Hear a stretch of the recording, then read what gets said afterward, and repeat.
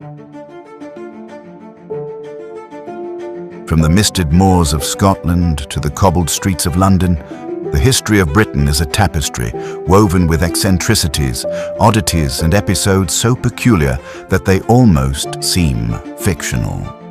To walk through British history is to step into a world where the line between the bizarre and the mundane is often blurred, where laws could simultaneously protect and perplex, where kings owned the seas, and where towns boasted names longer than the patience of most map-makers. The United Kingdom, with its centuries of monarchy, empire, and culture, has always been a stage for the outlandish, the curious, and the utterly unexpected. Consider for a moment the realm of royal peculiarities. The monarchy, in its enduring presence, has cultivated traditions both awe-inspiring and confounding. While the crowns, scepters, and coronation robes inspire reverence, many royal practices would strike modern eyes as whimsical at best, absurd at worst. There are monarchs who dictated rules over creatures as grand as whales and as humble as mute swans, whose fates rested, legally, in the hands of the sovereign. The crown has always been a vessel of both authority and eccentricity, shaping laws that, though ancient, ripple curiously into the present. It is here that the story of Britain's quirks begins, where every corner of the kingdom seems to whisper tales of odd regulations, unusual customs, and historical events so strange they defy expectation. In England, the law has long been a curious instrument, wielded not just to maintain order, but sometimes to confound the imagination. A city street might once witness citizens being forbidden from quarreling after a particular hour, while in the countryside, horse passports and regulations concerning household chores could take on the air of ceremonial absurdity. From the peculiarities of pub life, where drunkenness was once technically illegal, to the strange yet enduring rituals of courtroom wigs, legal practices in Britain have a long history of blending practicality with the theatrics of tradition. Walking through these rules is akin to exploring a living museum where every decree and custom tells a story about the society that bore it and about the human quirks that made it both serious and amusing. Yet Britain's eccentricities are not limited to the halls of kings or the pages of legal tomes. The land itself seems to invite oddness. Across its patchwork of cities, towns, and countryside, unusual events and local traditions have marked history with a singular flair. In the heart of London, an entire flood of beer once surged through streets, a wave of liquid chaos that left both destruction and a remarkable tale behind.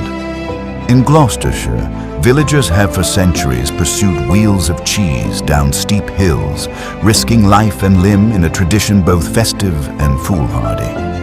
Even in the quietest corners, names like Lan Fer Pulgwingil, Gogrichwirndro Bilandi Silio Gogogo, remind outsiders that British culture has always embraced a certain audacity in self-expression. These landscapes of oddity reveal a society that can be as whimsical as it is steadfast, where humor and history often intertwine. Beyond customs and catastrophes, Britain has contributed its share of outlandish achievements in science, art, and daily life. Tea consumption has become a national obsession, and even the act of drinking a simple cup carries with it layers of ritual and meaning developed over centuries.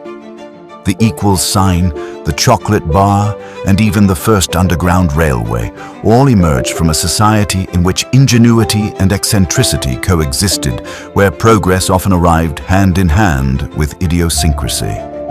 In these inventions, one can trace the uniquely British blend of practical problem-solving, obsession with order, and occasional flamboyant flair. Each innovation is a testament to a nation capable of transforming the ordinary into the extraordinary. It is impossible to survey British history without encountering figures whose lives were equally peculiar.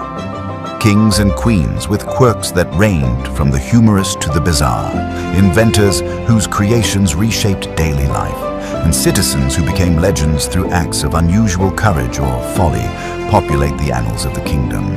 Their stories reveal a humanity that is at once grand and ridiculous, noble and absurd, reflecting a culture that has long embraced the curious alongside the conventional. These figures are the lifeblood of a narrative that refuses to settle for the ordinary, demanding instead attention, wonder, and sometimes bewilderment. To explore these 30 outlandish facts is to wander through corridors of history rarely illuminated by conventional accounts. Each tale offers a window into a society that is richly complex, at times contradictory, and often delightfully unpredictable. From medieval castle-laden landscapes to modern-day cultural quirks, these stories are as much about human nature as they are about Britain itself. They reveal a nation that has never shied away from peculiarities, whether through eccentric rulers, improbable laws, strange accidents, or bold traditions that continue to this day. In doing so, they offer a glimpse into a past that is alive with color, sound, and a touch of the absurd.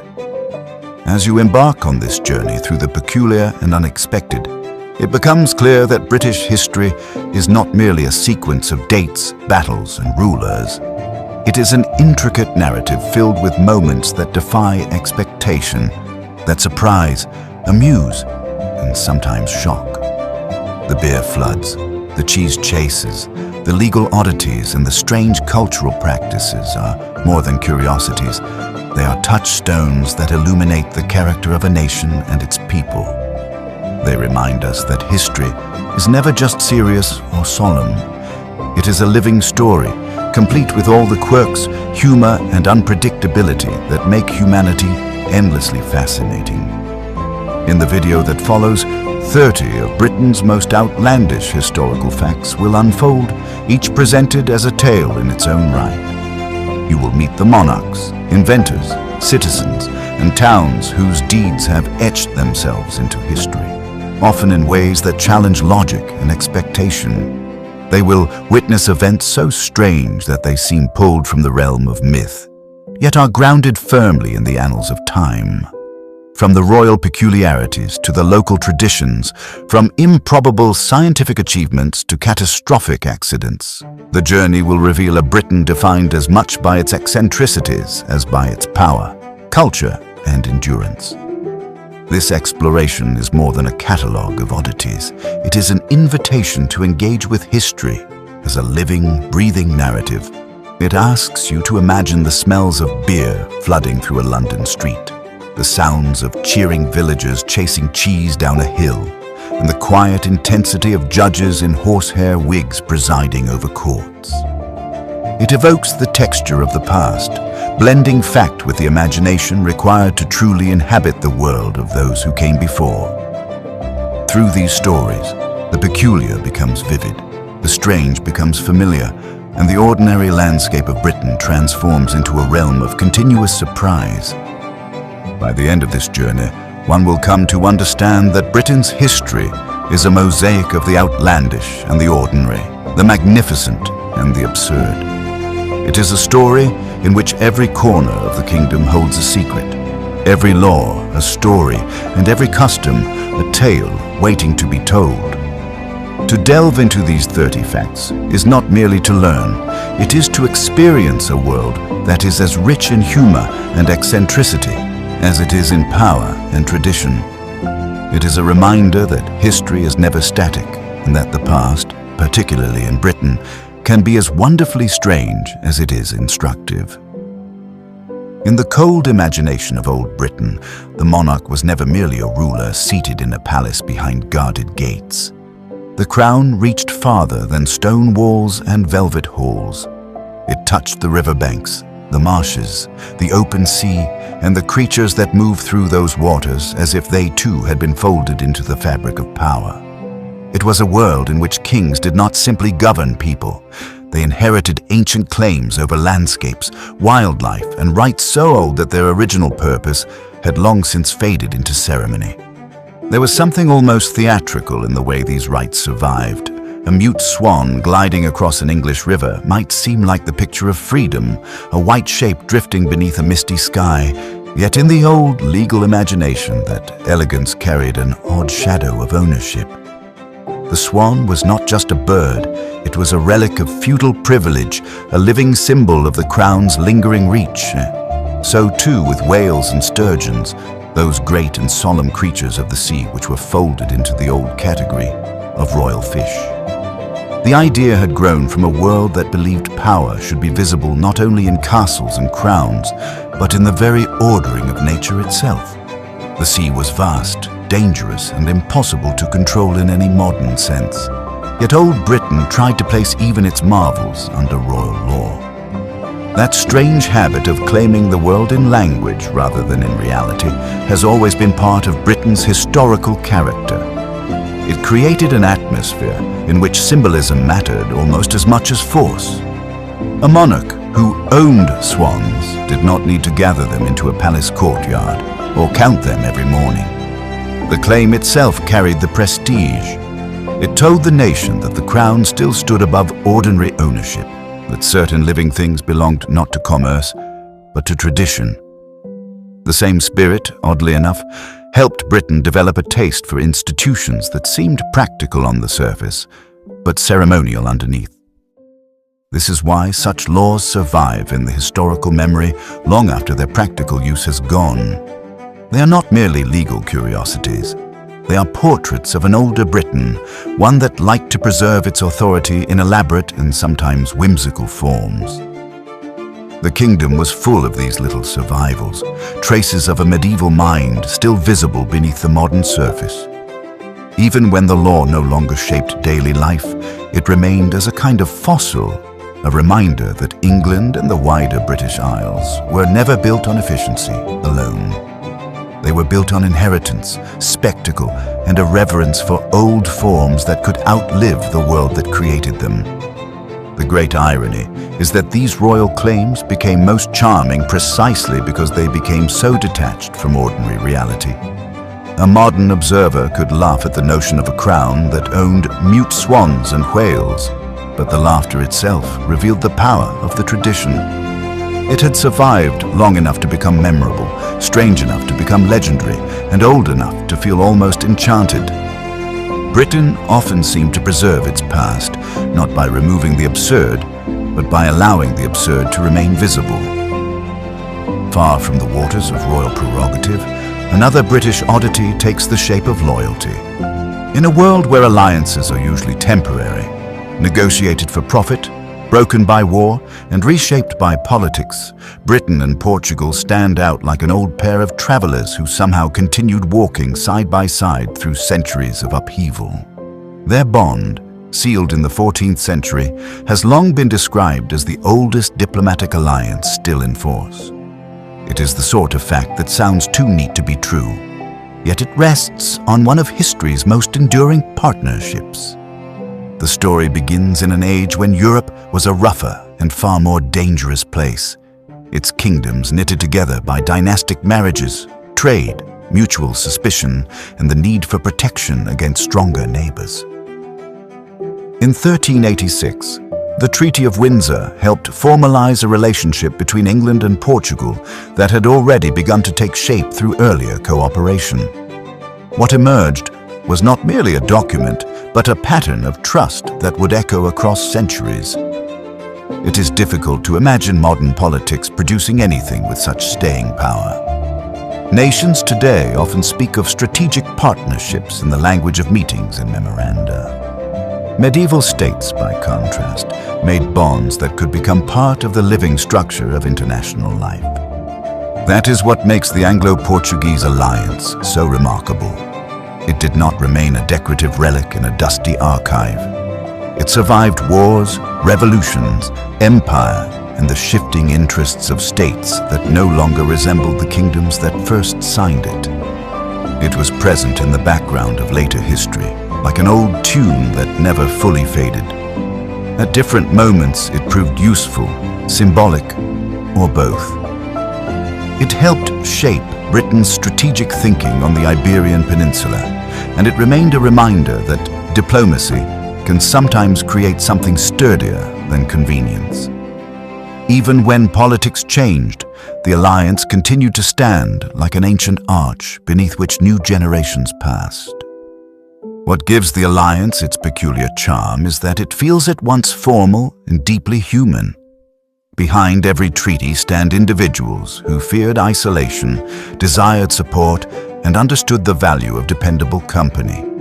Somewhere in the medieval world, amid the usual noise of ambition and uncertainty, England and Portugal chose the path of alliance.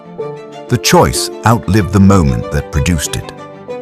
Long after the medieval courts had vanished, the treaty remained part of the historical imagination, proof that relationships between nations can acquire the durability of institutions and the poetry of legend. Britain has always been comfortable with such endurance.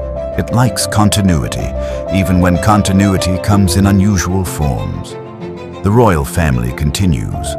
The legal oddities continue. The alliance continues.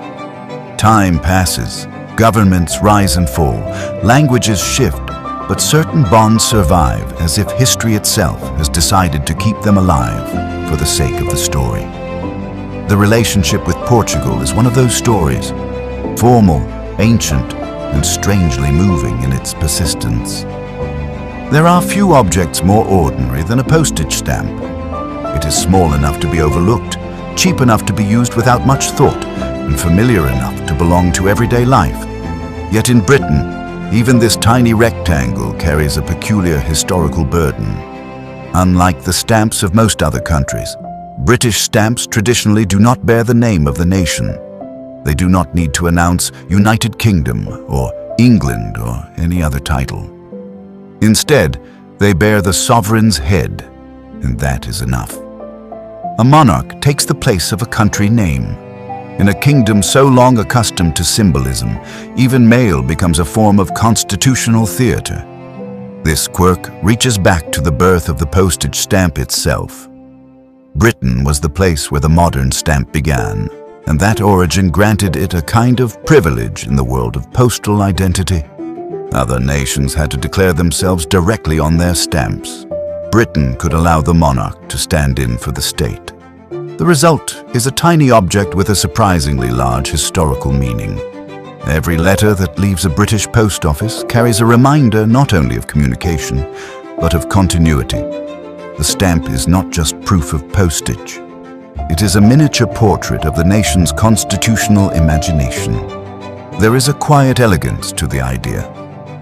British culture often prefers implication to proclamation.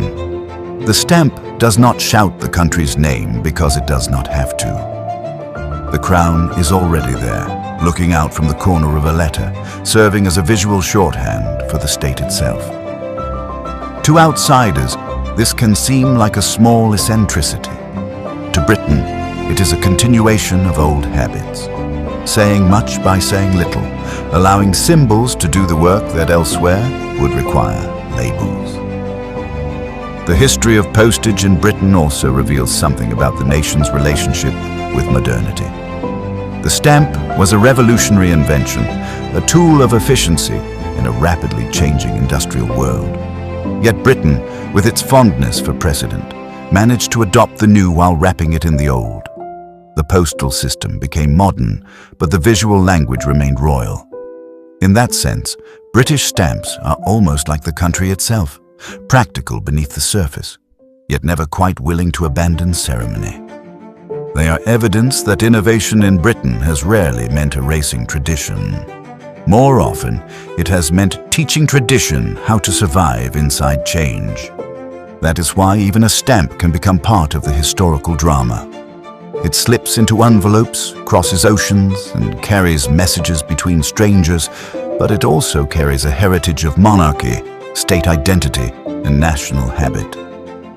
It is small enough to seem trivial, and yet it holds within it the same old British habit of preserving the past in everyday forms.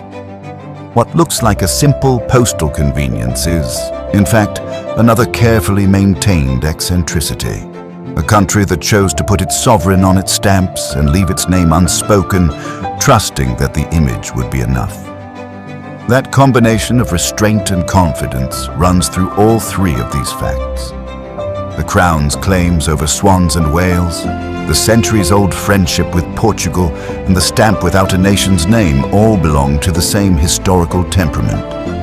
Britain has always been a country that turns ceremony into structure, symbolism into law, and tradition into identity.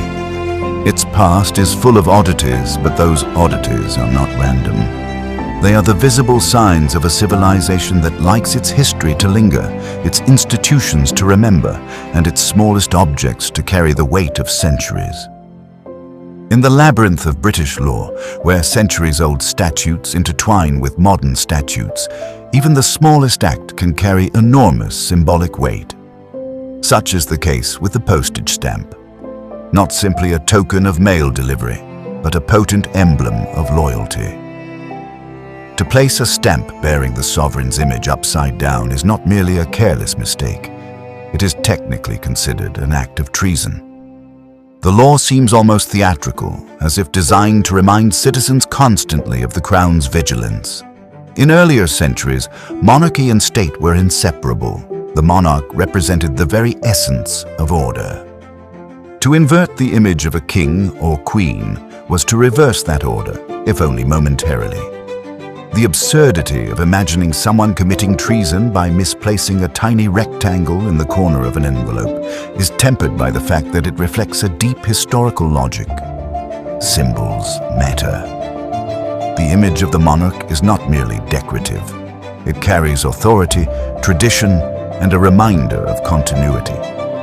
This quirk, surviving into modern times, captures a certain British way of negotiating between seriousness and subtle absurdity. Citizens may regard it with a smile, yet the law's existence reminds them that history lingers, embedding old ideas in new forms. An upside-down stamp is a small gesture with a large story, connecting the everyday act of mailing a letter to centuries of political and cultural symbolism. Walking into a typical English pub today, one might expect the smell of hops, the chatter of locals, and the occasional clink of glasses. It is a scene that feels timeless, a snapshot of everyday life in Britain. Yet there was a time when indulging in this very ritual, raising a pint, enjoying a shared drink, was technically illegal. The Licensing Act of 1872, an ambitious and occasionally contradictory attempt to regulate alcohol consumption, made it an offense to be drunk in a pub. Imagine the ordinary scenes of public conviviality suddenly overlaid with a legal shadow. A man laughing too loudly, a woman toasting a friend, a group discussing politics over ale, all could fall afoul of the law if perceived as intoxicated. The legislation was rooted in moral concern and social control, reflecting Victorian anxieties about behavior, public order, and the proper limits of pleasure. It also underscores the British fascination with codifying everyday life into detailed and sometimes peculiar rules. This peculiar law is particularly striking because it targets what might seem the most private of indulgences. Drinking is, after all, a personal act. Yet Victorian authorities extended oversight to encompass the very enjoyment of alcohol, seeking to regulate not just commerce, but demeanor. In hindsight, it appears whimsical, almost comedic. But in its time, it was a reflection of a society negotiating the boundaries between personal freedom, morality, and public visibility. The story of drunkenness as a legal offense in pubs captures the paradoxes of British regulation. A nation proud of its liberties, yet meticulous in its governance of even the smallest social behaviors. Few names evoke amusement more readily than that of Thomas Crapper. Often mistakenly credited with inventing the flushing toilet, Crapper in fact popularized bathroom plumbing in Victorian England, leaving a legacy intertwined with both innovation and linguistic confusion. The very word crap predates him, emerging from earlier language to describe waste, yet his name became forever linked with the act of flushing. Crapper's story is emblematic of the eccentricities of British history. Here is a man who made a practical improvement to domestic life, yet whose cultural legacy has become inseparable from humor. It is a testament to the peculiar ways in which history remembers individuals, sometimes for their achievements, sometimes for the accidents of language and timing. Victorian England, obsessed with hygiene and domestic order, provided the backdrop for such innovations. Plumbing was no mere convenience. It was part of a larger movement toward modernity, public health, and the reshaping of daily life.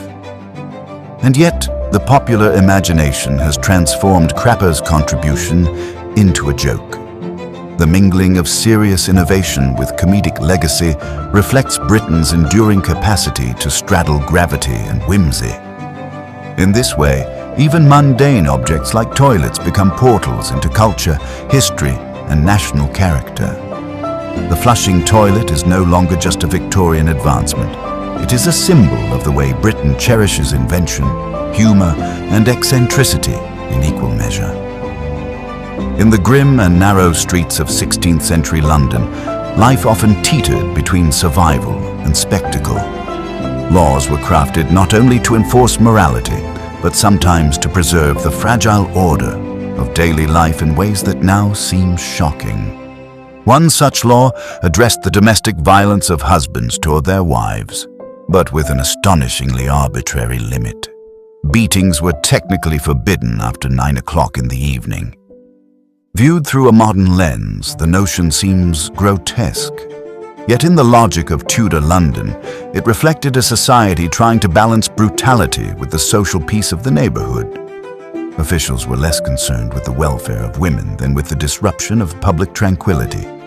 The husband could assault his wife during the day, but after nightfall, when neighbors were expected to sleep, such behavior became an offense. The law, in its macabre specificity, reveals a society that compartmentalized cruelty and order, codifying moral compromise in ways that now shock contemporary sensibilities. Walking through this history, one sees a stark illustration of how British law has long served as both regulator and reflector of social priorities. Laws often codified behavior not according to ethics as we understand them today, but according to the practical demands of living in crowded cities. The striking oddity lies in the time restriction, a reminder that historical logic often clashes violently with modern morality, producing rules that are as revealing as they are bizarre. The British courtroom, with its towering benches, polished wood, and echoing halls, carries an aura of ritual as much as law. A visitor entering for the first time might be struck by the strange uniform of the judges and barristers. Wigs of stiff horsehair, cascading in white curls, framing faces with a formality both intimidating and ceremonial. These wigs are not mere ornamentation, they are a carefully maintained symbol dating back to the 17th century, designed to preserve anonymity, authority, and the continuity of the legal system. In an era before mass media, when identity could influence perception as much as truth itself, wigs offered a measure of impartiality. They separated the individual from the office, ensuring that justice seemed to emanate from the institution rather than the person. Yet the sight is so odd to modern eyes that it has become one of the enduring symbols of British eccentricity. The wig embodies the balance Britain has long struck between practical function, tradition, and the ceremonial. It reminds all who enter that the law is not merely rules written on parchment. It is an ongoing performance, a dance of authority steeped in history. These wigs, immovable and unyielding, also carry with them the weight of centuries. They witness trials of enormous consequence, debates over life and death, and the negotiation of human conflict in ways that no modern innovation could replicate. In a sense, the wig is a portal connecting the present courtroom to a time when symbolism and law were inseparable, when the appearance of justice was as vital as its enactment. Long before intelligence satellites or coded radio transmissions, Britain employed a strategy that was both ingenious and subtle. Ordinary tourist postcards depicting landscapes, monuments, and streets were collected by government authorities. not as souvenirs, but as tools of preparation for one of the most decisive military operations of the 20th century. D-Day. The logic was straightforward in hindsight, yet remarkable in practice. Postcards revealed layouts of towns, the flow of roads, and patterns that could be vital for military planning. Tourists, unwittingly, became a network of observers, their innocent depictions serving the grim and complex necessities of war.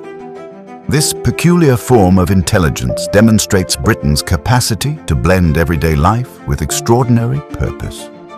A postcard, so commonplace and banal, transformed into an instrument of strategy, highlighting the nation's persistent blend of resourcefulness and subtlety.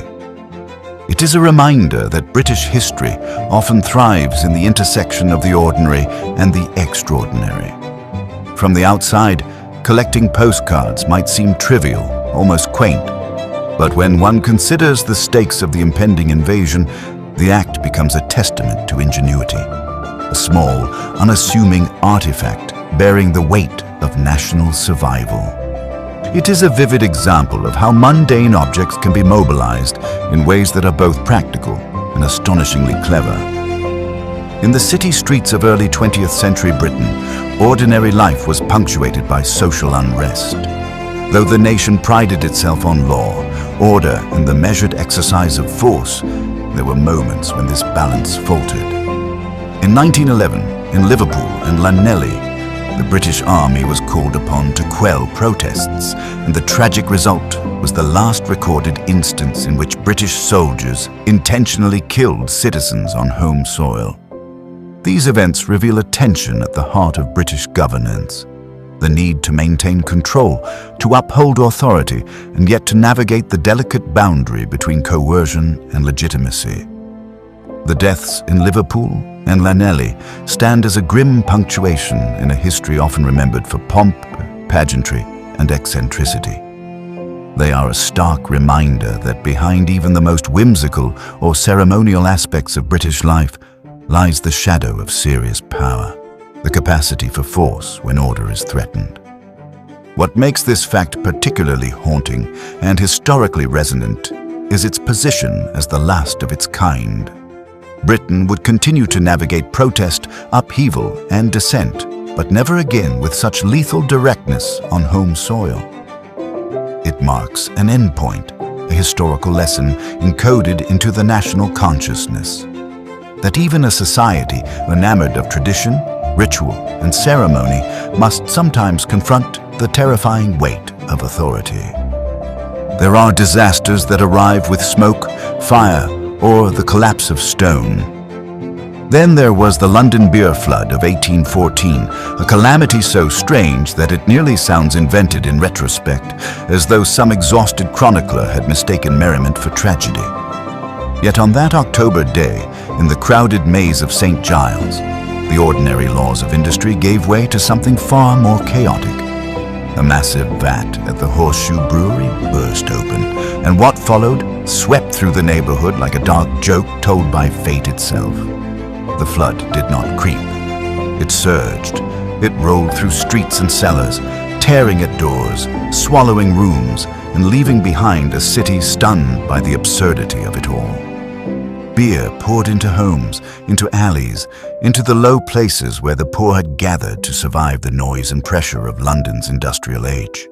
The neighborhood was already cramped, already fragile, already threaded with poverty and density, and the sudden release of so much liquid force turned the area into a scene of ruin.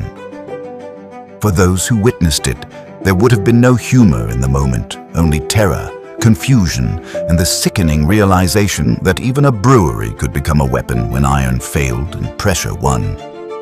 And yet, history remembers the event with a kind of astonished disbelief. Beer, that emblem of public houses and English sociability, became in a single instant a force of destruction. The story has lingered because it sits at such an odd intersection of the everyday and the catastrophic. It was not cannon fire or rebellion that destroyed those homes. It was porter. The fact alone gives the event its peculiar place in British memory. where the mundane can suddenly become monstrous, and where industrial progress could, under the wrong conditions, spill into farce and horror at once. In Gloucestershire, each year, men and women have hurled themselves after a wheel of cheese with a seriousness that would be noble if it were not so delightfully absurd. Cooper's Hill does not appear at first glance to be a place designed for reason. It rises steeply, sharply, almost insultingly, and then drops away in a slope so dangerous that the mind instinctively resists the idea of running down it.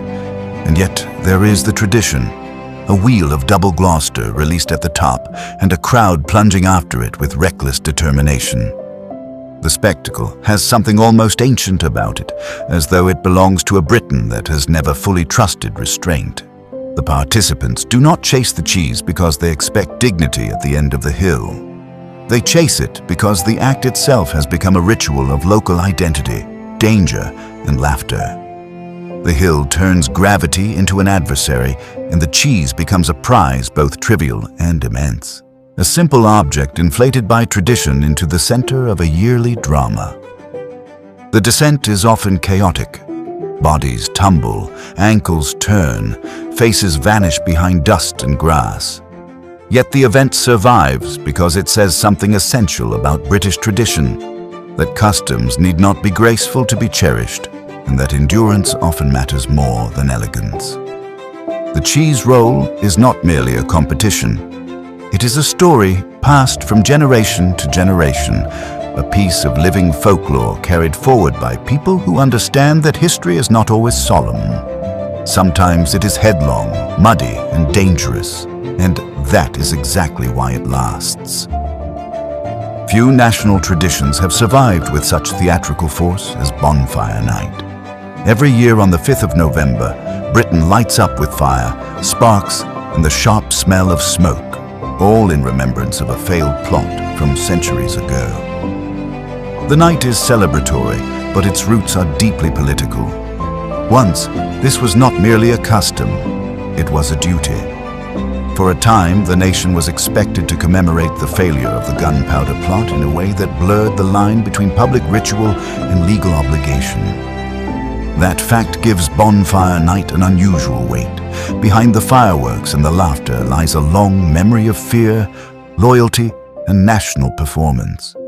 The burning effigy, the crackle of flames, and the bright burst of light against the dark autumn sky all grew from a moment when Parliament and Crown felt threatened, and the nation chose to remember that threat by turning it into spectacle. In Britain, even rebellion has often been folded into ceremony. The oddest part is how naturally the tradition survived into modern life.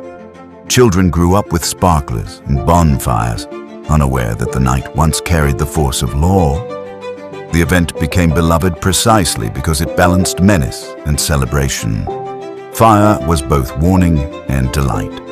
The figure at the center of the story became a villain transformed into a seasonal symbol. British history has a way of taking danger and making it communal, turning political crisis into an annual ritual that smells of wet leaves, hot ash, and old memory. Before the cities, before the railways, before the legal curiosities and royal oddities, there was stone.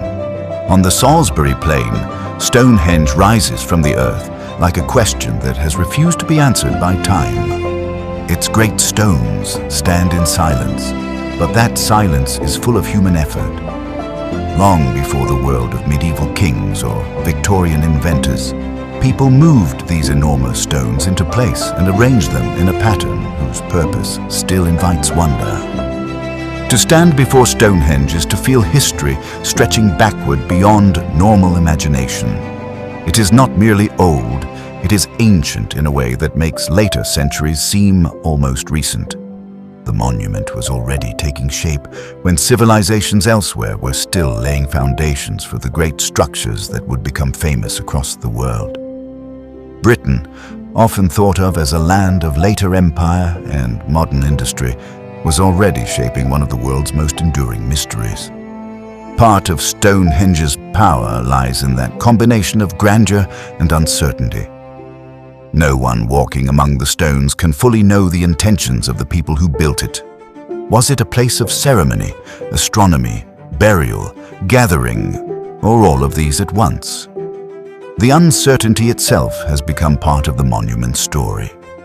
It invites the imagination to wander into the deep past, where the landscape was not yet Britain as it would later be known, but a place of ritual, labor, and belief. Stonehenge remains one of the clearest reminders that British history did not begin with kings or parliamentary acts.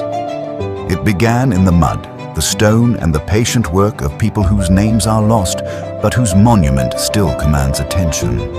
Its presence gives the nation a depth that is sometimes forgotten. Beneath the legal oddities and the imperial grandeur lies a prehistoric inheritance as old as Europe's most famous ancient wonders. If Stonehenge speaks of deep antiquity, Wales speaks of a medieval world built in stone and rivalry. The Welsh landscape is punctuated by castles, more than most people can easily count. They appear with such frequency that they seem almost woven into the hills themselves. Some stand as ruined crowns on ridges. Others cling to rivers or dominate old market towns. Together, they form a landscape shaped by conquest, resistance, and the desire to command territory by building something that would outlast the moment. The density of castles in Wales tells a story of pressure. It is the story of English monarchs trying to tighten their grip, of Welsh princes defending their lands, and of generations living in a border country where politics was often measured in walls, towers, and gates. The castles were not just residences. They were statements, they were warnings, they were the architecture of power made visible. To travel through Wales is to travel through a country where history left its mark in stone so often that the ruins themselves became part of the scenery. Yet the castles also reveal something more than conflict. They show how Britain has always transformed war into heritage. What was built to dominate is now admired for beauty, scale, and atmosphere. Tourists walk through courtyards that once echoed with soldiers and officials. Families photograph archways that once carried the tension of siege.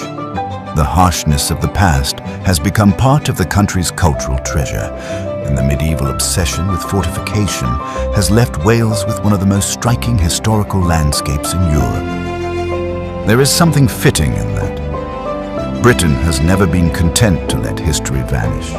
It prefers to leave the stones standing, even when their meaning has changed. Wales, with its countless castles, is one of the clearest examples of this instinct. The nation that once built for defense now invites visitors to marvel at what defense once looked like. In that transformation, the past remains visible, stubborn, and alive. There are places that become famous for a battlefield, a king's residence, or a harbor that changed the course of commerce. Then there is the Welsh village whose name became its own kind of monument. Llanfair Pwll Gwyngyll, Gogorichbundro Landicilio Gogogo Sheik, did not arise from the earth naturally, like a river or a ridge. It was shaped, elongated, and sharpened into fame by human intent, a product of the 19th century's appetite for novelty and local pride. In a nation already full of names that seemed to wind through the countryside like old roads, this one stretched the imagination even further. The name itself feels less like a label than a performance. It carries the rhythm of a chant, the density of a tongue twister, and the peculiar confidence of a community willing to turn obscurity into recognition. A visitor standing before the village sign would likely experience the same sensation many have felt there, the strange mixture of amusement and admiration. What began as a promotional flourish became a lasting identity, the kind of oddity that outlives the purpose that created it. The village no longer needs the long name in the way it once did, yet the name remains because history, once given a theatrical flourish, is reluctant to lose it. This is one of those distinctly British stories in which publicity and permanence meet in the same sentence. A name was stretched far beyond necessity, and then time adopted it as though it had always belonged there. In a country where language itself often carries regional pride, This Welsh example stands out as something almost operatic. The village became famous not through conquest or wealth, but through the determination to be memorable. That alone is enough to place it among Britain's strangest triumphs. London had spent centuries growing upward and outward, but by the middle of the 19th century, the city was choking on its own success. Its roads were clogged with carts, carriages, and laborers, and the streets above ground had become so busy that movement itself seemed to have reached the edge of exhaustion. Into that chaos came an answer so bold it bordered on absurdity: the world's first passenger underground railway. The idea must have felt astonishing in its own time. To travel beneath the city by steam, through tunnels carved into the earth, was to imagine modernity before modernity had a name. The opening of the Metropolitan Railway in 1863 did not merely create a new line of transit. It opened a new dimension of urban life. People descended below the streets into gaslit carriages and emerged elsewhere with soot on their collars and the sense that the city had been reimagined around them.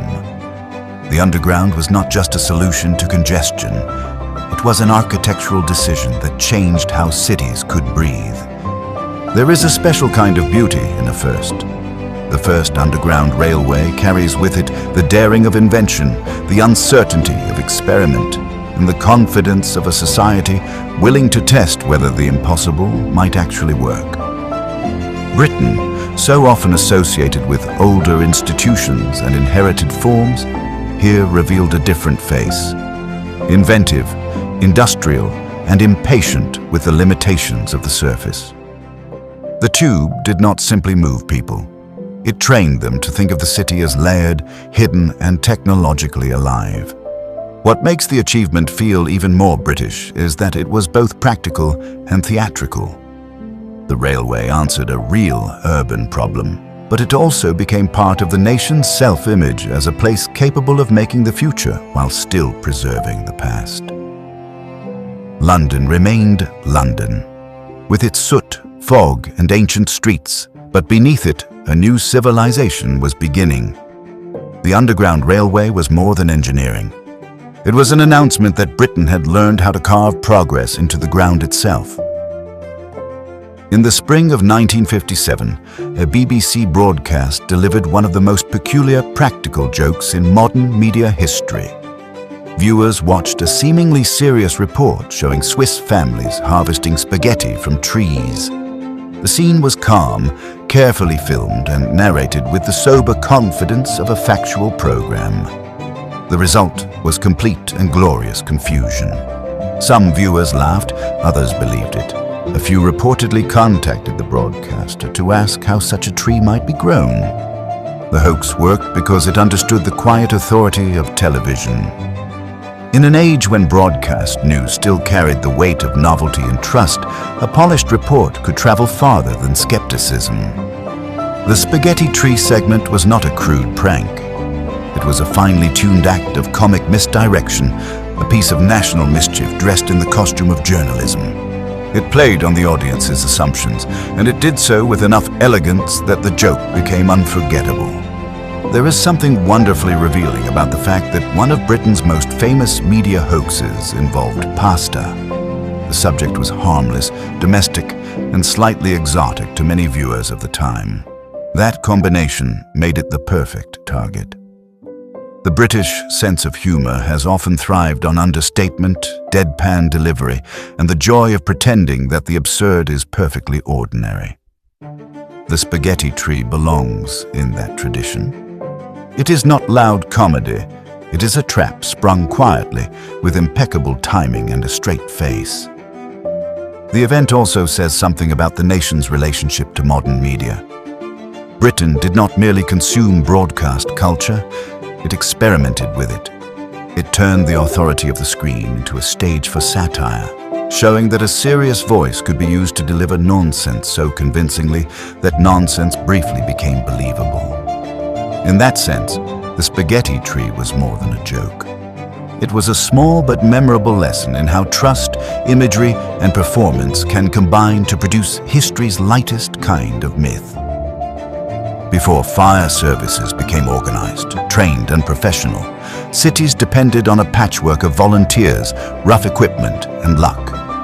Fires spread quickly through timber towns and crowded streets, and once they took hold, they could consume entire neighborhoods before anyone had truly understood the scale of the danger.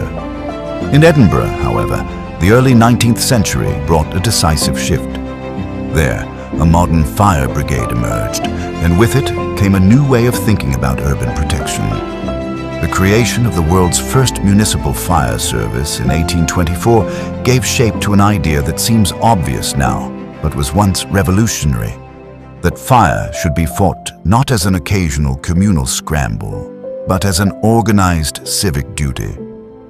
The brigade represented discipline, planning, and technical training. It marked a moment when cities began to treat disaster as something that could be managed systematically rather than merely endured. In a world of open flames, wood construction, and densely packed buildings, this was a profound change. There is something fitting about Edinburgh serving as the birthplace of such a service. The city has always carried a sense of structure and dignity, but it also stands in a landscape where stone, wind, and weather have long demanded resilience. A fire brigade in such a setting was not simply a bureaucratic improvement. It was a human answer to a constant threat. The men who formed it stood at the intersection of danger and duty, learning to enter chaos with purpose. The story of the fire brigade also reveals Britain's ability to turn practical necessity into institutional innovation. What began as a local response in Scotland became a model that would influence firefighting far beyond the city walls.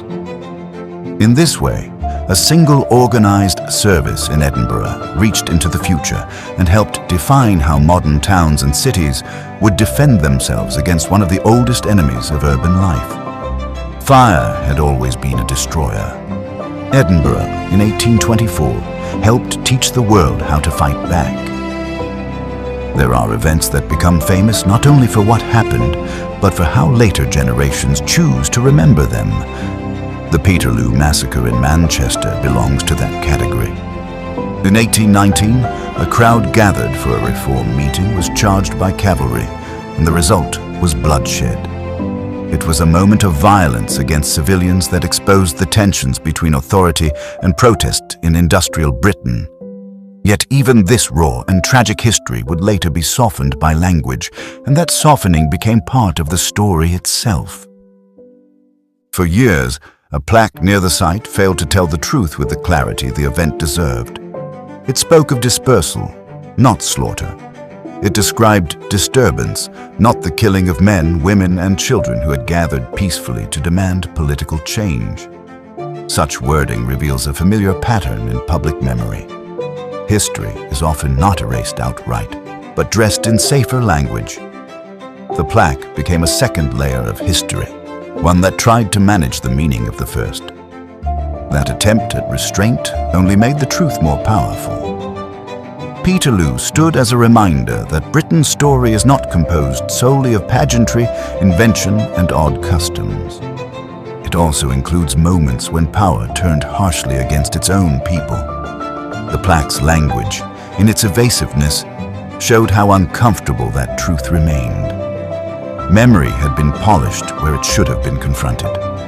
A nation capable of preserving so many eccentric details had, for a time, tried to make a brutal event sound administrative. This tension between remembrance and revision is one of the deepest threads in British history. The country has an extraordinary talent for preserving the past in stone, metal, and ritual, but it also has a tendency to smooth the edges of what is painful. Peterloo resists that tendency. It remains a wound in the historical record, and the plaque controversy only deepened its significance. The fact that later generations had to restore the plain truth to the marker says much about how history survives, not just through what is remembered, but through the struggle to remember it honestly. If there were one liquid capable of summoning Britain's national character in a single cup, it would be tea.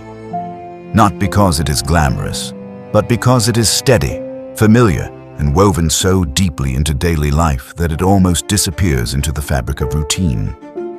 In Britain, tea has long been more than a drink. It has been comfort after cold weather, a pause in work, an excuse for conversation, and a ritual so constant that it seems to have seeped into the nation's bones. The extraordinary thing is not merely that tea is popular, but that it achieved the status of cultural reflex. Across homes, offices, train stations, and weather-beaten kitchens, the kettle became a kind of unofficial heartbeat. A cup of tea could mark a beginning, interrupt an argument, soften grief, or fill the silence between two people who did not know what else to say. The nation's attachment to tea is so enduring that it has become almost literary in scale. One of those habits that historians can describe only by acknowledging that it is as emotional as it is practical. This tea culture grew into a national rhythm. It helped define hospitality and routine. It also carried the quiet dignity of repetition, the kind of human practice that rarely announces itself, but shapes a society from the inside. Britain did not merely drink tea. It built pauses around it. In that sense, the teacup became one of the smallest yet most powerful symbols of British life. Plain, dependable, and always ready to steam gently in the background of history. Among Britain's most influential inventions, few are as modest in appearance and as vast in consequence as the equal sign.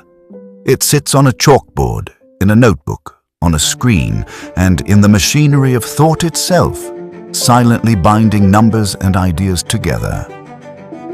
Yet this simple pair of parallel lines began with one man's desire to reduce repetition. Robert Record, a Welsh mathematician, sought a shorthand for equality, and in doing so, gave the world one of its most important symbols. The beauty of the story lies in its simplicity. Record was not trying to create a symbol that would become universal across mathematics, science, and engineering. He was trying to make writing easier. But history often takes practical gestures and turns them into monuments. The equal sign became a visual shorthand for balance, equivalence, and comparison, and it has remained nearly unchanged through centuries of intellectual development. That a small Welsh contribution should become so foundational is one of those quiet triumphs that British history loves to hide in plain sight. There is something wonderfully fitting about the symbol's origin. Britain has long excelled at making the abstract feel usable. It has produced legal conventions, technical systems, and institutional forms that thrive on order and clarity. The equal sign fits that pattern perfectly. It is a symbol of measured thought, a line drawn between two realities to say they are the same. In a land of laws, ledgers, and practical invention, it is hardly surprising that one of the world's most universal mathematical tools should have emerged from a mind seeking efficiency. The symbol's elegance has helped it outlast the man who shaped it. Record's name may not be familiar to every school child, but his mark appears wherever arithmetic lives. Each time an equation is written, his little invention quietly survives. Britain's history is full of loud achievements, but some of its most enduring gifts arrive in the smallest forms.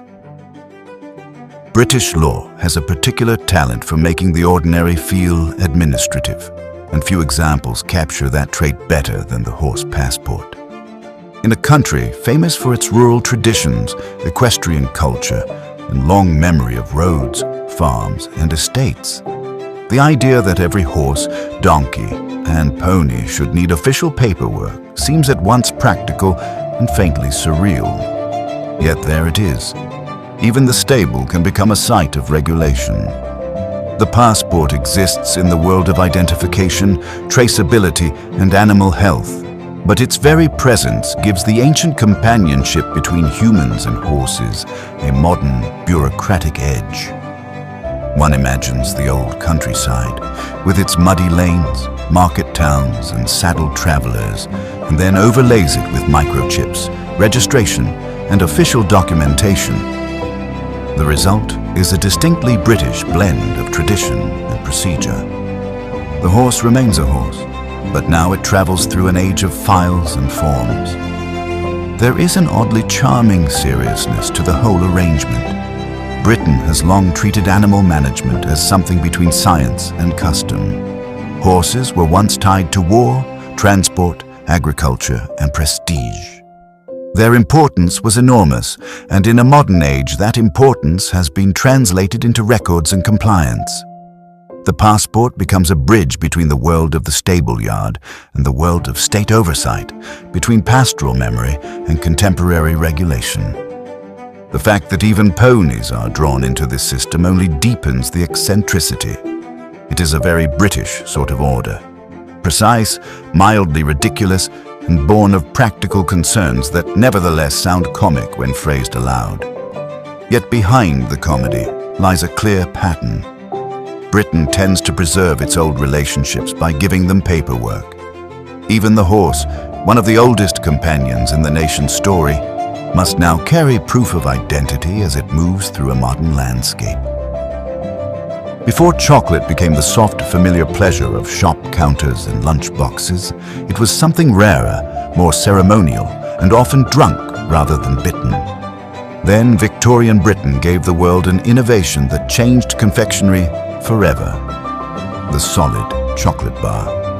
In the workshops of J.S. Fry and Sons, cocoa was pressed into a form that could be held, broken, and eaten. The effect was transformative. Chocolate stepped out of the cup and into the hand. The significance of that shift is easy to underestimate. The solid chocolate bar was more than a sweet treat. It was a sign that industrial production had entered the realm of indulgence, turning luxury into a repeatable commodity. Britain, with its factories, mechanized processes, and appetite for packaging the new into the familiar, was the ideal place for such a development. The chocolate bar suited the age perfectly.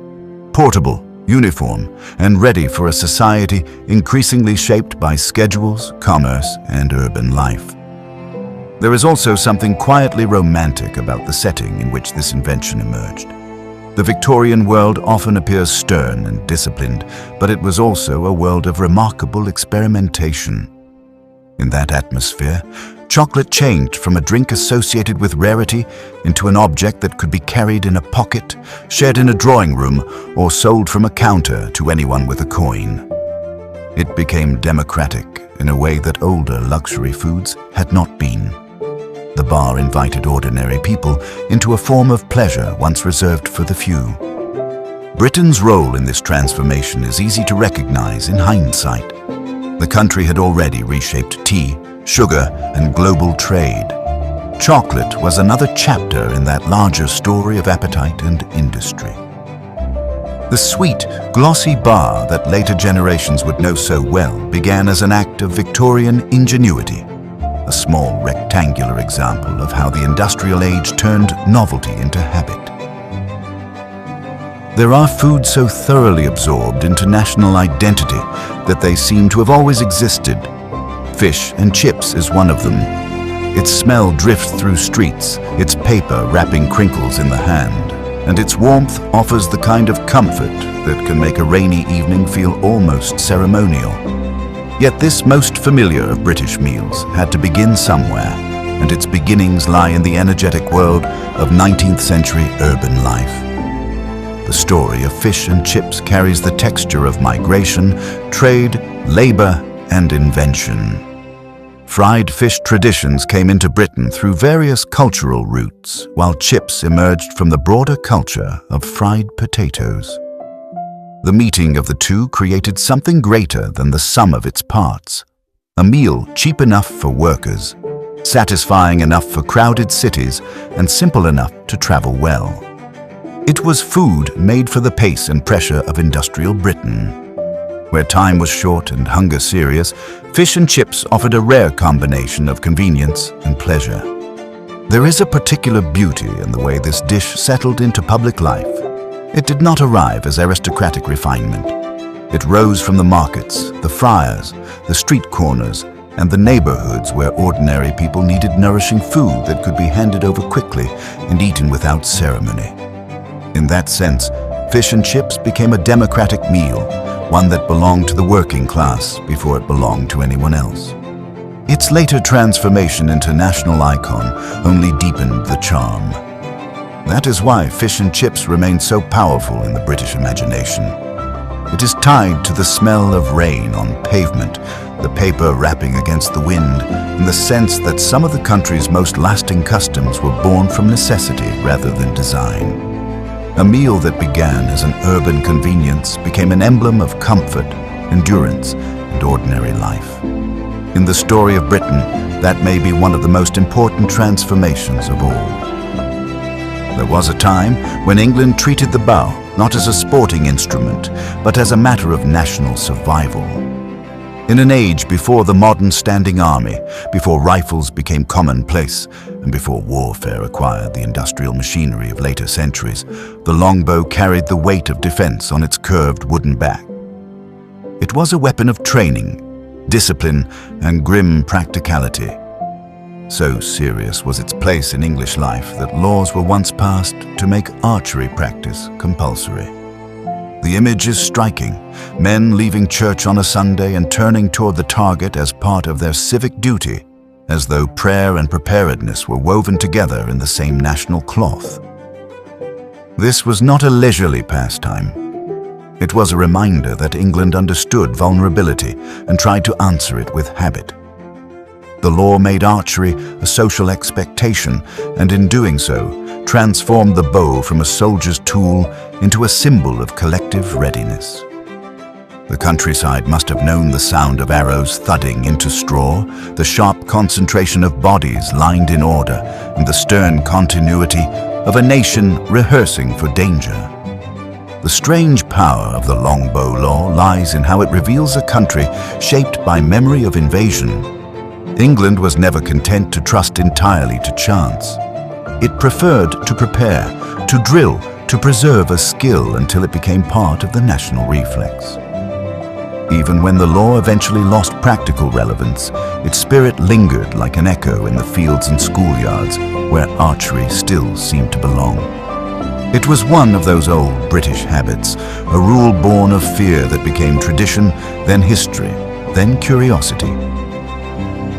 Not every odd British law was born from battle or royal ceremony. Some came from the ordinary hazards of city life.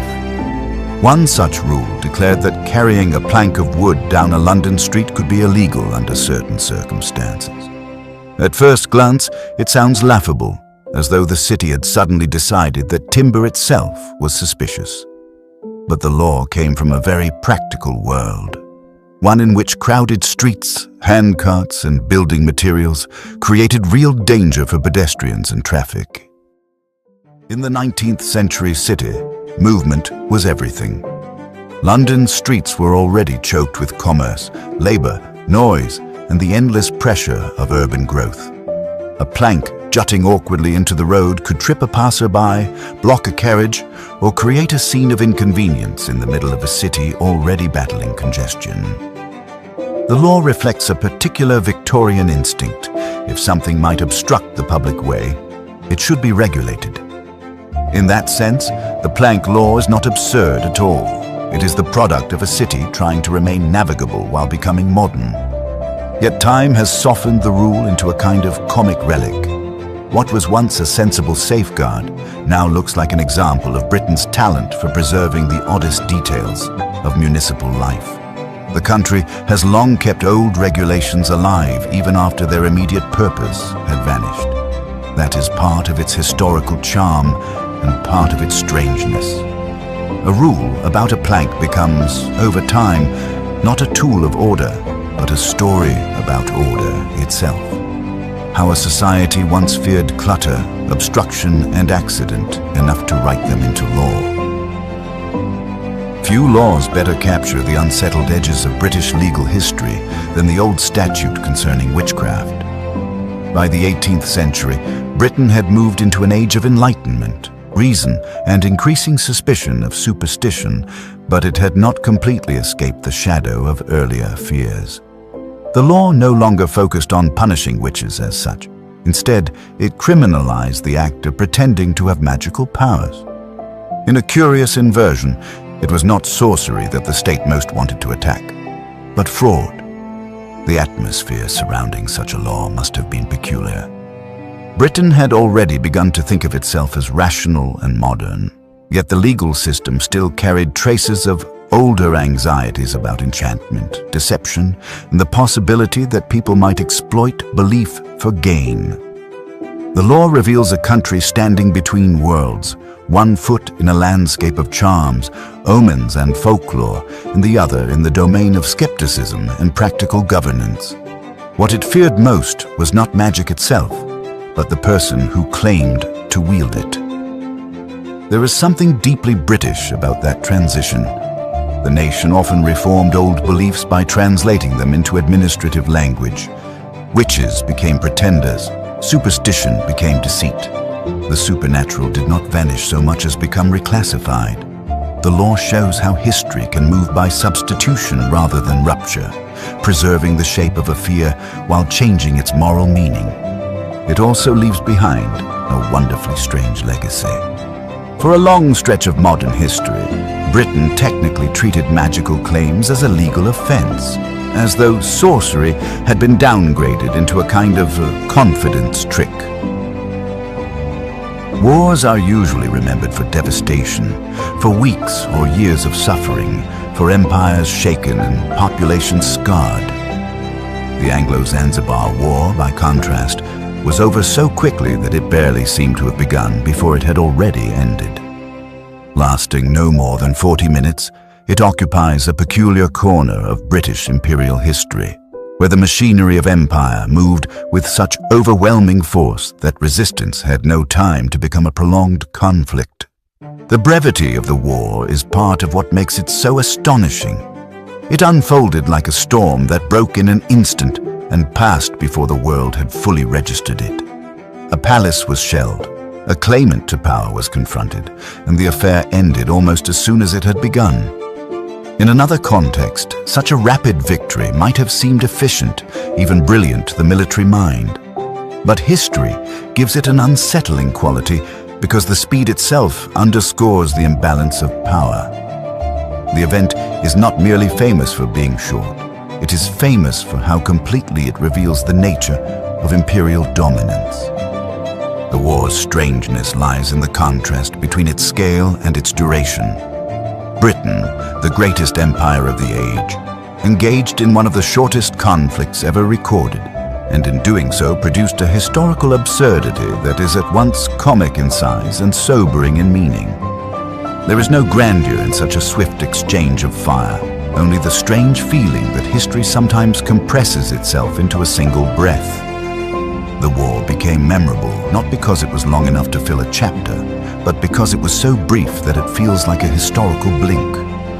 Britain's imperial reach could be immense, but here it was also startlingly rapid, almost disconcertingly so. Among the many legal oddities Britain has left behind, the salmon law stands out for its peculiar wording. It is one thing to regulate fishing. It is another to declare that handling salmon in suspicious circumstances may be unlawful. The phrase has all the ingredients of British legal eccentricity, practical intent wrapped in unforgettable language. It is easy to laugh at the image of a suspicious salmon, yet the law emerged from a real desire to combat poaching and illegal trade. The world that produced such a rule was one in which rivers, markets, and food supply were tied together in delicate ways. Salmon was valuable. It could be stolen, sold unlawfully, or moved in ways that made tracking difficult. The law responded not with poetic elegance, but with legal vagueness that has since become memorable for all the wrong reasons. Its wording has outlived the urgency that created it, turning a serious anti-poaching measure into a piece of national trivia. There is something almost perfect about this ending to a collection of British oddities.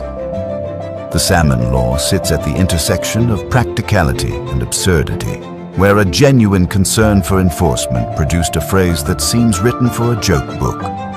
That, in miniature, is British history. A place where law, custom, and circumstance often created outcomes far stranger than fiction. A fish became suspicious. A statute became a punchline. And the punchline, in true British fashion, remained written into the record.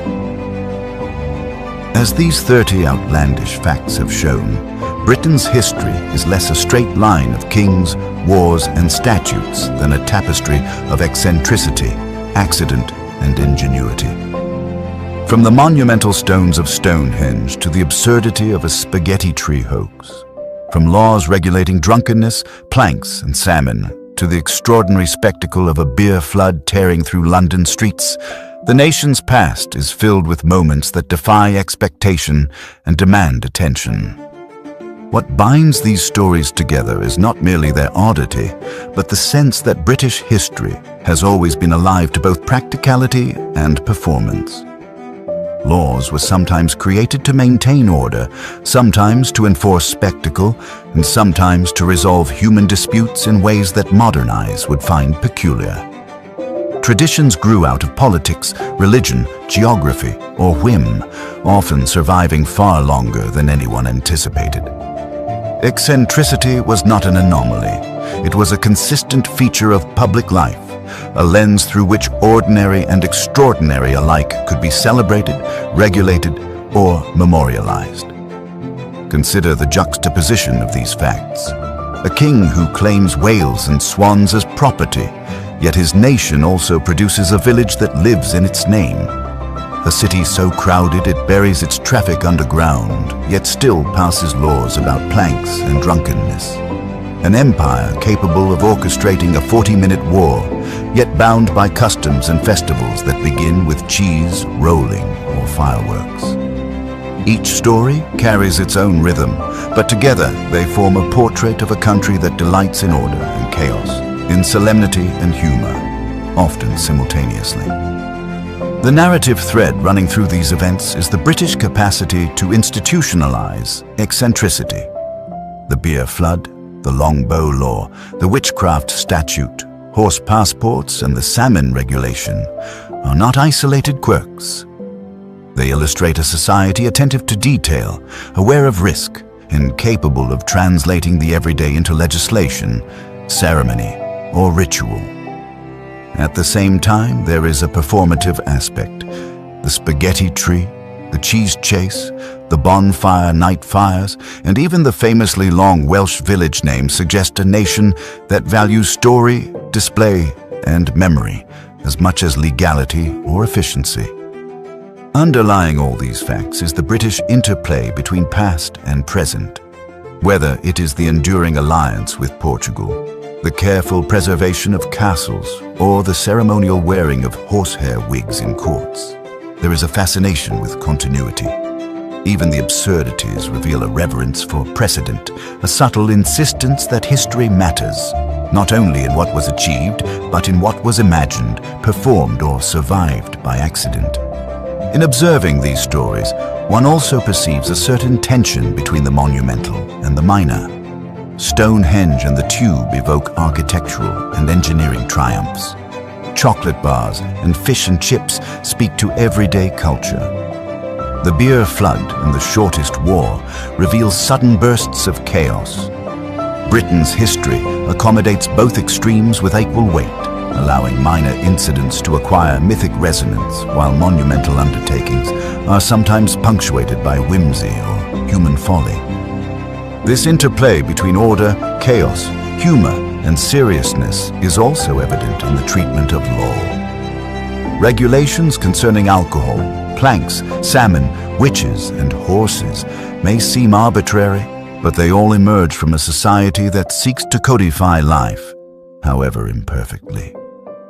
The law is a reflection of human behavior and an expression of societal priorities, whether protecting property, regulating behavior, or mediating risk.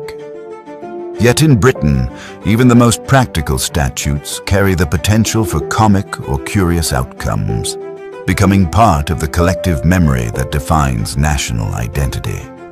Equally compelling is the way British culture has celebrated human ingenuity, endurance, and imagination. The equal sign, the first underground railway, and the first fire brigade in Edinburgh all demonstrate how small inventions or organizational feats can transform daily life and the course of history. In contrast, the theatrical flourishes. The Spaghetti Tree, Cooper's Hill Cheese Chase, and Bonfire Night reveal a people eager to delight in narrative and performance, aware that memory is sustained not only by necessity, but by amusement, spectacle, and wonder. Finally, these 30 facts collectively underscore the peculiar temporal layering of British history. Ancient monuments stand alongside medieval fortresses. Victorian industrialism intersects with early modern legislation. Contemporary humor overlays centuries-old legal texts. Time in Britain does not erase. It accumulates. Every layer remains visible, often simultaneously. The past is not neatly sealed off. It is threaded into the present, creating a continuous dialogue between generations, a society in which absurdity and seriousness are never far apart, and in which memory is as performative as it is archival. In moving toward a reflection on all of these events, one sees that Britain's history is not simply chronological. It is theatrical, legalistic, inventive, absurd, and human in ways that defy simple categorization. These 30 peculiarities are more than trivia. They are windows into the mindset, priorities, and temperament of a nation that delights in preserving both its dignity and its eccentricities. Every story, whether monumental or comic, reflects the country's enduring ability to weave together the practical and the peculiar into a coherent, if unpredictable, historical narrative. The stories of Britain, as revealed through 30 extraordinary and sometimes absurd facts, offer more than mere amusement. They reveal a nation that approaches life with an unmatched blend of pragmatism, theatricality, and historical consciousness. From royal quirks to everyday laws, from engineering marvels to spectacular accidents, Britain's history is an intricate weave of the practical, the ceremonial, and the outright peculiar. The peculiarities themselves are not outliers. They are markers of a society that has always balanced order with whimsy, regulation with humor, and innovation with tradition. Consider the monarchy, a central thread in Britain's narrative of eccentricity. The Crown's ownership of whales, dolphins, and unmarked swans is not just a curious legal footnote. It is an assertion of authority entwined with centuries of symbolic and practical significance. Similarly, the centuries-long alliance with Portugal exemplifies a Britain capable of diplomatic foresight and continuity, a nation that blends the pragmatic with the ceremonial. Even seemingly trivial rules, such as laws governing drunkenness, planks in the streets, and suspicious salmon, reveal a society deeply concerned with order, public conduct, and civic responsibility. Yet these same rules, when read in retrospect, carry the unmistakable air of absurdity, illustrating Britain's unique ability to institutionalize eccentricity. This duality extends into culture and daily life. The British obsession with tea is far more than a dietary habit. It is a ritualized pause, a marker of civility, and a reflection of national rhythm. Similarly, inventions like the equal sign, the solid chocolate bar, and the first fish and chip shop reflect the nation's aptitude for combining practicality with pleasure. The tube's construction under London's streets demonstrates audacity and foresight, marrying engineering ingenuity with the demands of a rapidly growing urban landscape.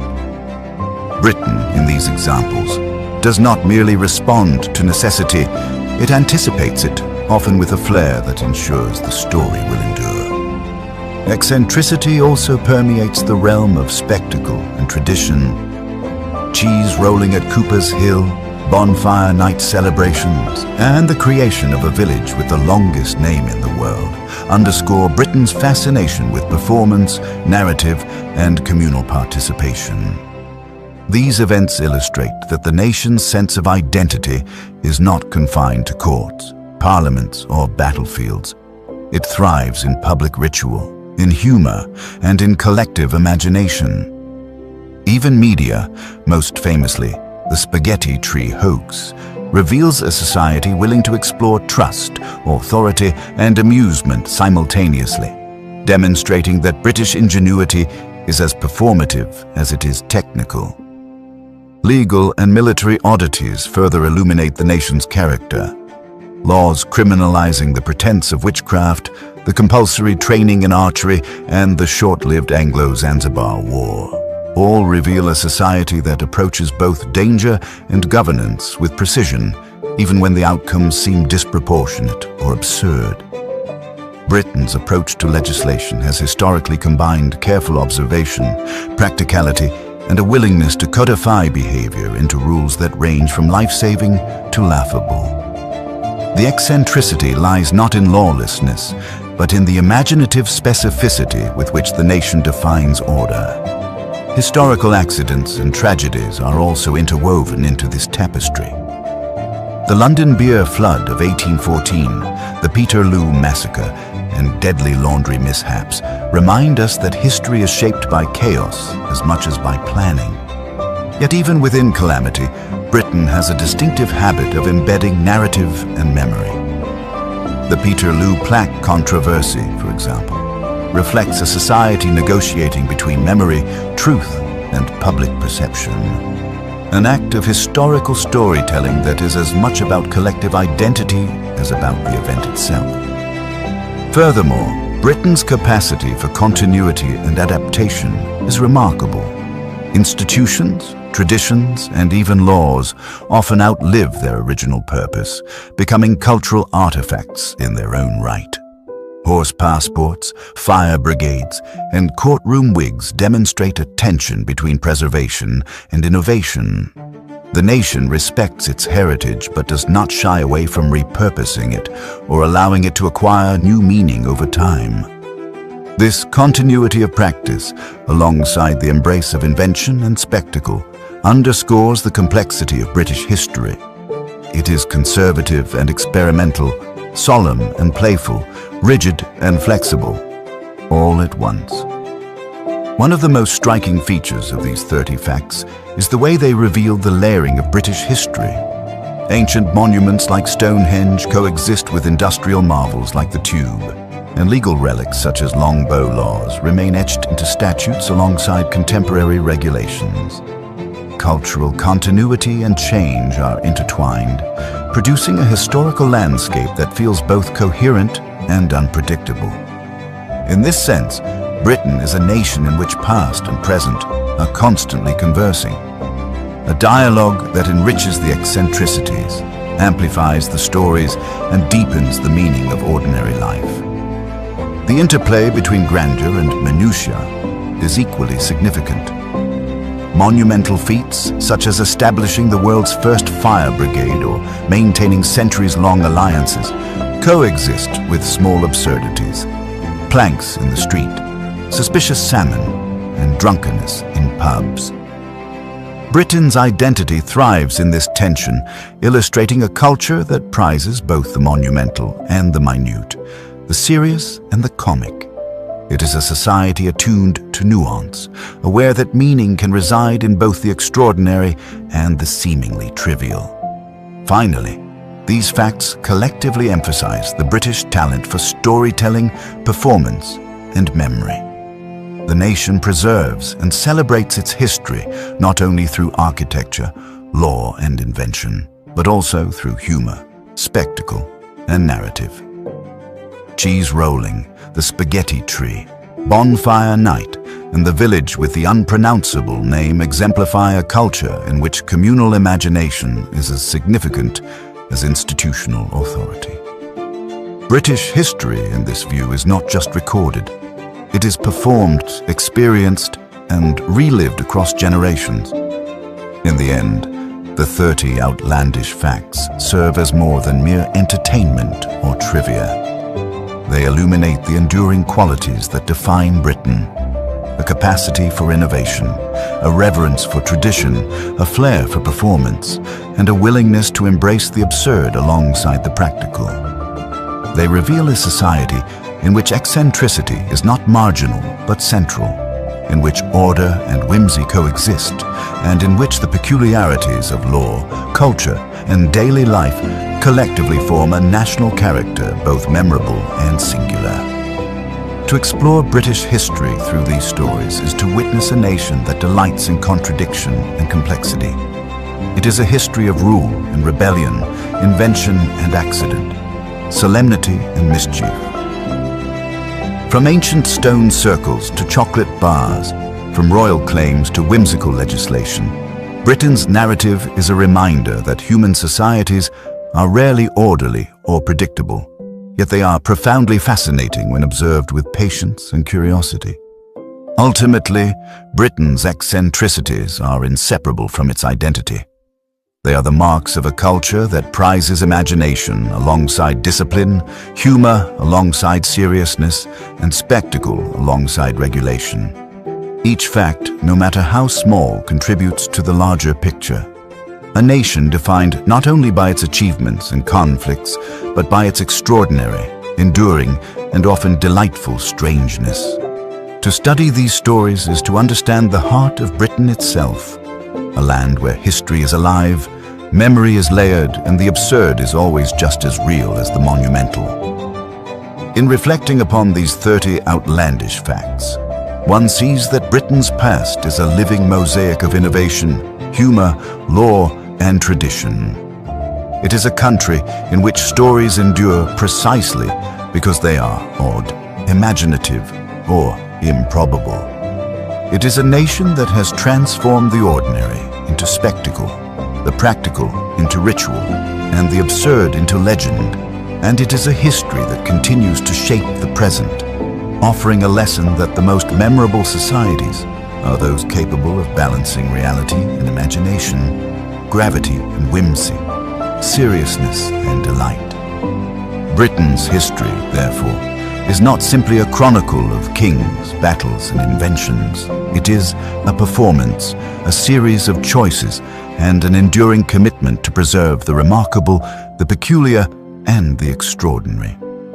From the curious statutes and eccentric festivals to engineering triumphs and culinary innovations, the nation's identity emerges in the very interplay of these forces. It is a story of ingenuity and whimsy, discipline and mischief, a narrative that reminds the world that history is not merely to be studied, but to be experienced, savored, and occasionally laughed at. Thank you for watching. If you enjoyed this journey into the weirdness that is Britain, be sure to like the video, share it with fellow history enthusiasts, and subscribe for more deep dives into the people, civilizations, battles, myths, and moments that shaped our world. Leave your thoughts and theories in the comments below. Your perspective might inspire a future video.